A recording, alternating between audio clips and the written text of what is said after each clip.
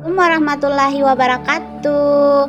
Salam dan bahagia Bapak Ibu penggerak. Saya Mas Riani, calon penggerak Angkatan 10 Kabupaten Bulukumba, akan memaparkan kesimpulan dan refleksi pikiran Ki Hajar Dewantara pada modul 1.1.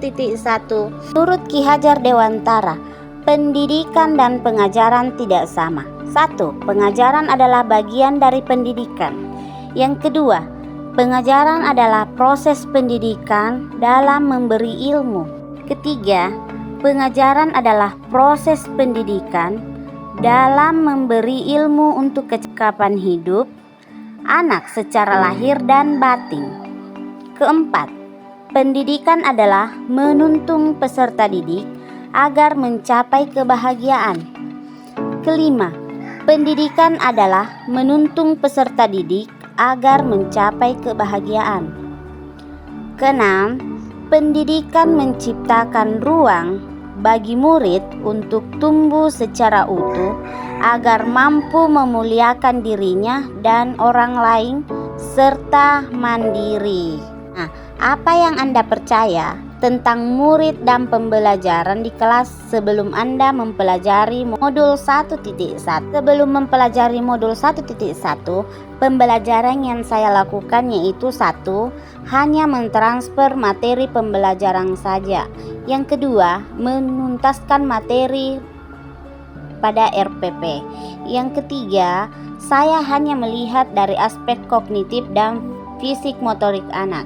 Yang keempat, murid hanya objek pembelajaran. Yang kelima, pembelajaran berpusat pada guru, bukan pada murid. Sebelum mempelajari modul 1.1, yang saya lakukan itu, saya tidak mempedulikan apakah murid benar-benar sudah paham, apakah materi yang saya sampaikan sudah dimengerti. Saya beranggapan pelaksanaan sesuai RPP itu penting tanpa melihat apakah mereka sudah mengembangkan aspek perkembangan mereka. Apa yang berubah dari pemikiran atau perilaku Anda setelah mempelajari modul 1.1? Namun, setelah saya mempelajari modul 1.1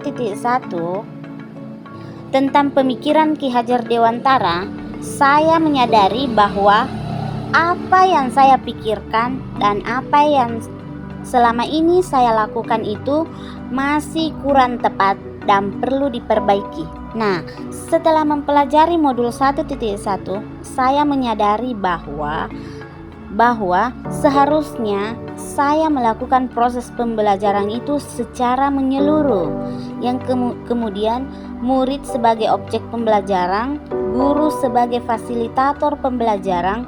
Guru harus mempelajari karakteristik anak karena anak itu berbeda-beda.